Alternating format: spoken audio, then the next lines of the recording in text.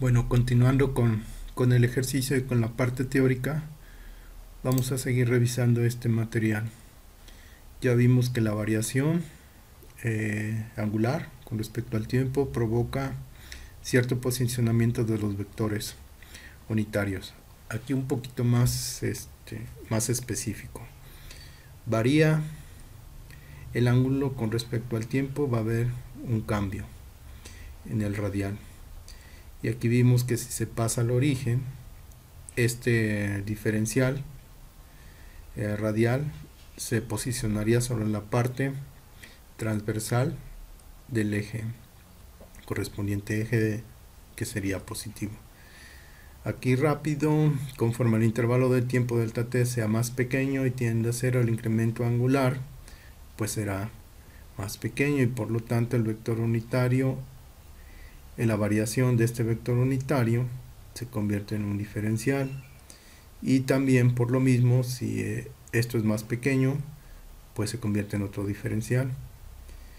Y aquí tenemos lo siguiente: el cambio del vector unitario radial con respecto al tiempo se puede modelar así, lo mismo que la parte transversal. Y aquí lo que se tiene, ¿no? Que este se posiciona sobre este positivo, en la parte positiva, por eso de alguna manera puede estar directamente relacionado, puede ser equivalente. Ahora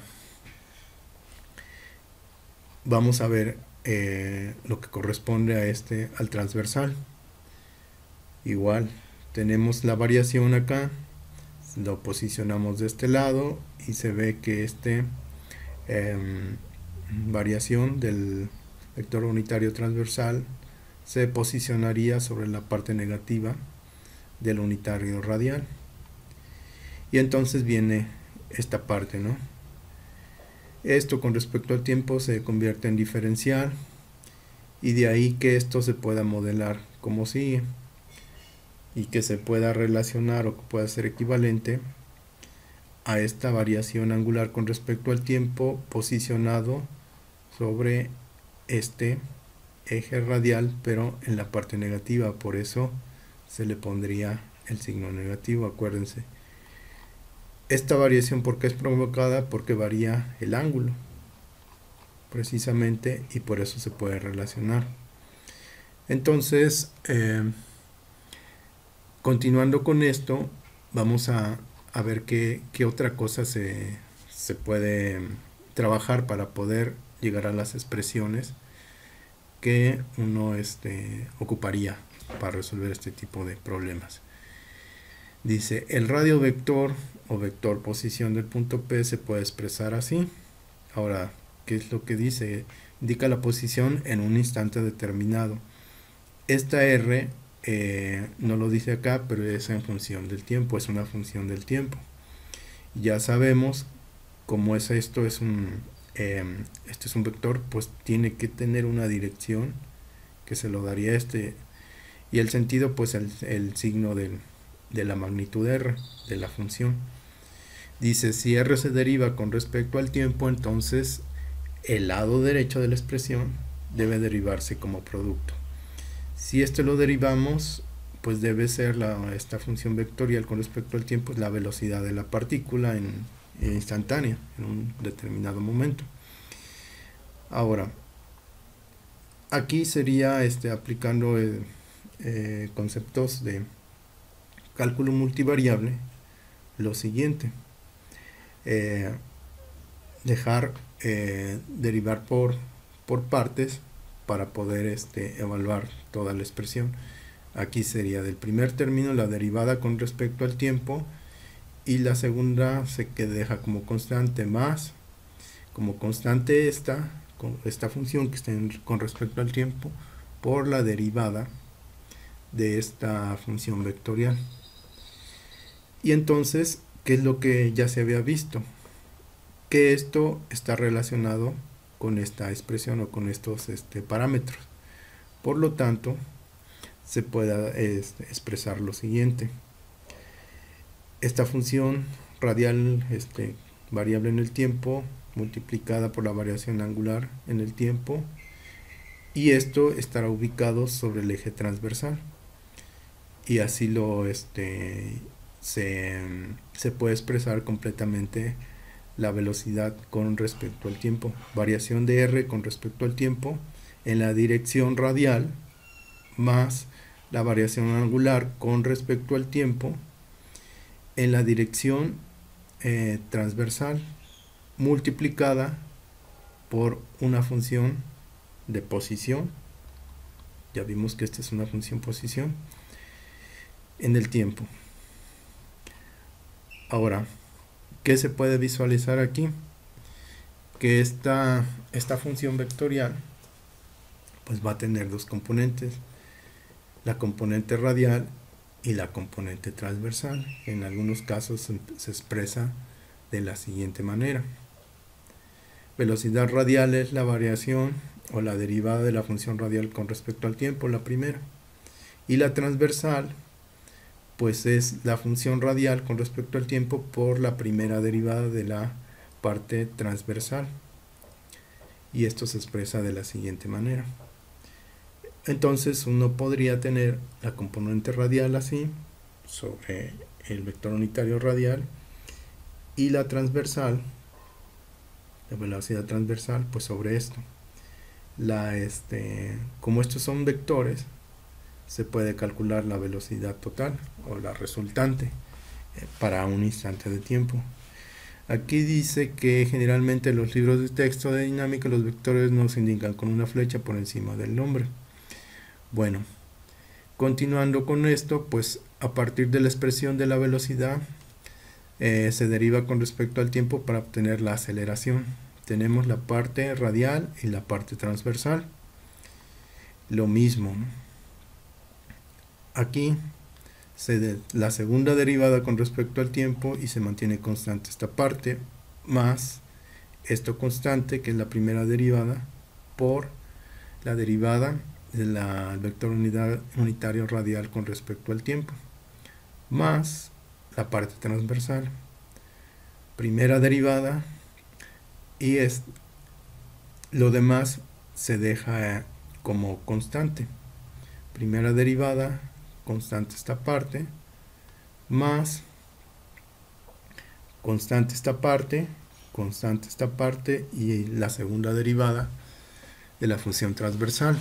Acuérdense que esto varía con respecto al tiempo. Después, ¿qué es lo que se hace?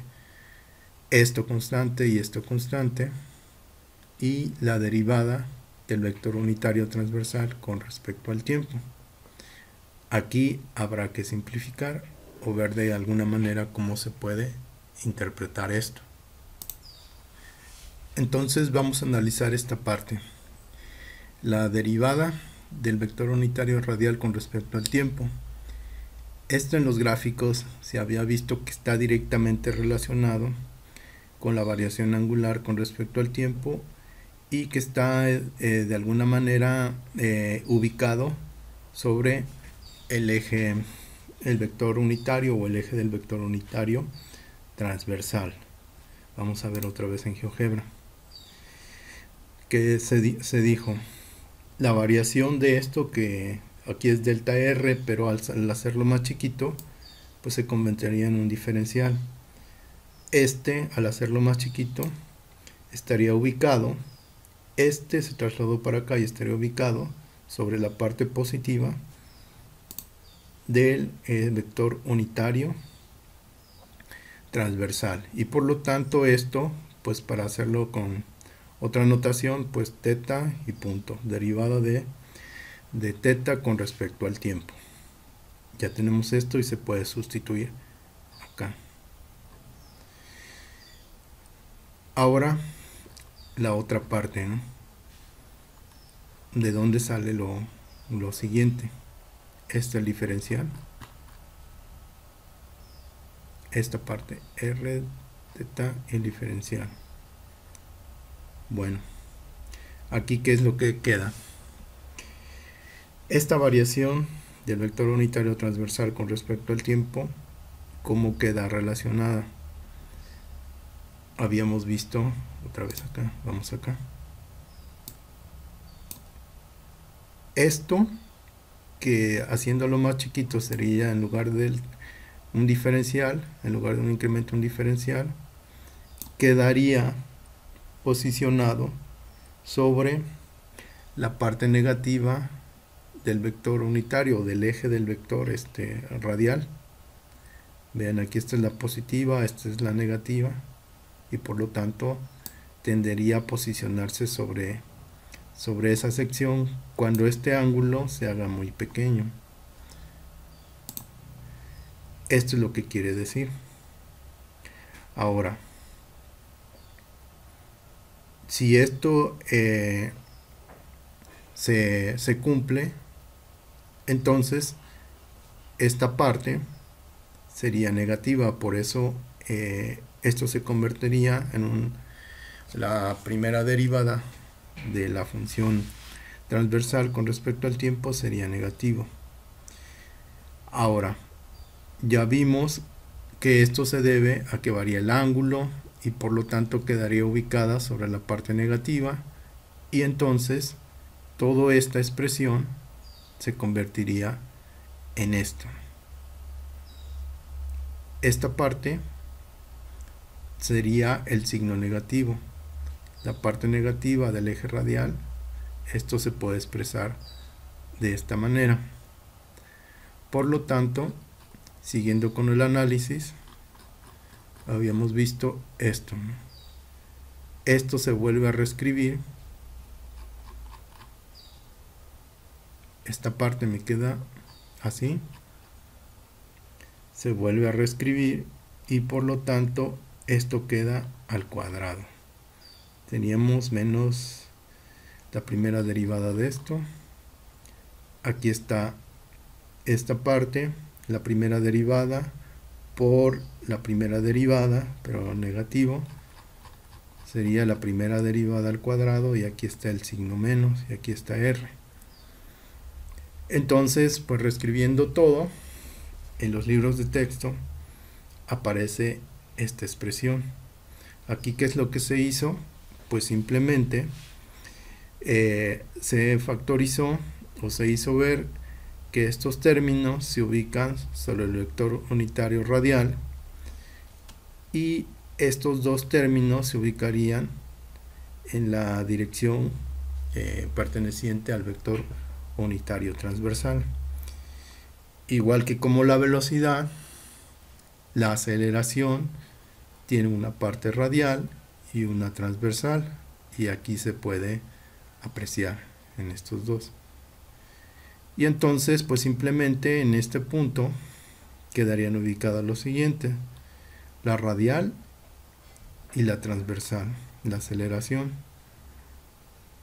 la radial, que quedaría así, ubicado sobre esta posición, y la transversal quedaría ubicada de esta manera. Esto se puede ver o se verá en el ejercicio que se resolverá con GeoGebra.